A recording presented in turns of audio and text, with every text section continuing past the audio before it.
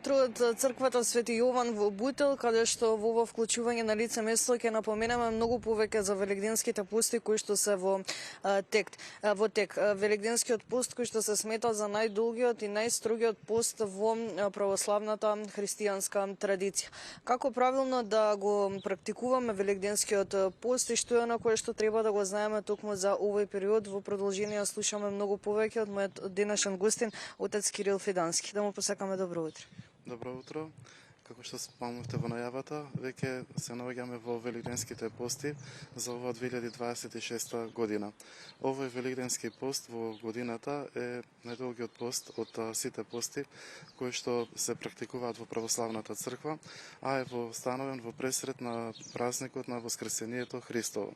Овој пост уште се нарекува и света и голема четириесетница, затоа што тој трае 7 недели, односно 40 дена е до Страсната недела, додека пак после празникот Светници и неделата што сегува од понеделник до Великден се нарекува Страсна седница. Поради тоа, како што и самите кажавме, ова е најдолгиот пост.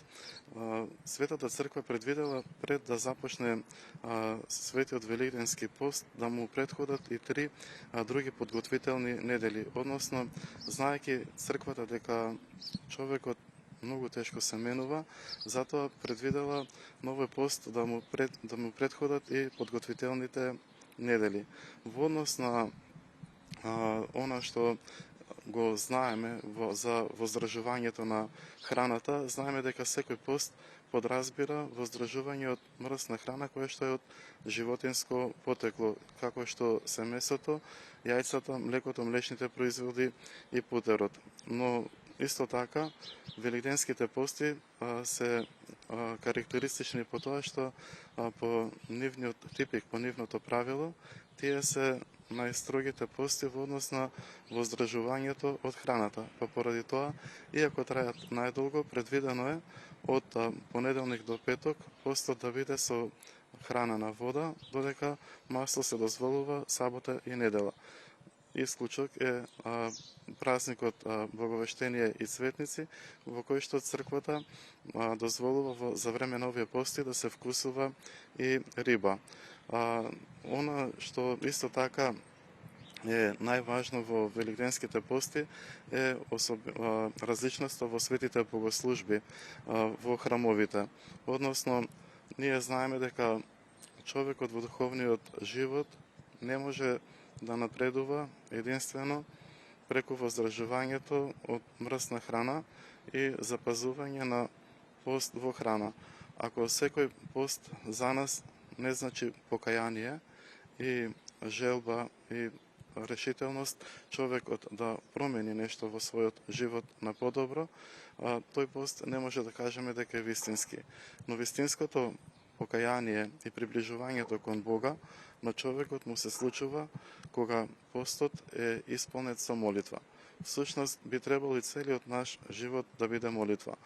Она што црквата го повикува за време на овие велигденски пости е секој христијанин колку што е во можност да биде почесто присутен во храмовите на светите богослужби. Затоа што во храмовите не само што ќе ги пренесуваме своите лични молитви кон Бога, но исто така таму од црковните песнопенија ќе дознаваме и кои настани се случувале до воскресението на Спасителот Господ Исус Христос.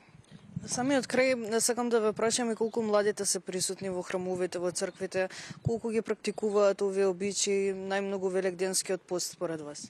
Како свештеник можам да посведочам дека навистина младите во денешно време се повеќе го бараат Бога и се повеќе се трудат да бидат поблиску до црквата.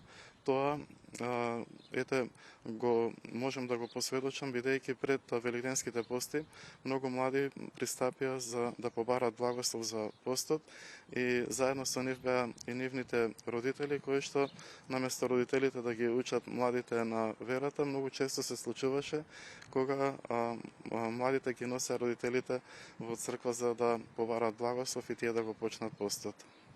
Ова да се слушна. Навистина ви благодарам за овој разговор и што имавме можност да напоменеме нешто повеќе за великденските пости.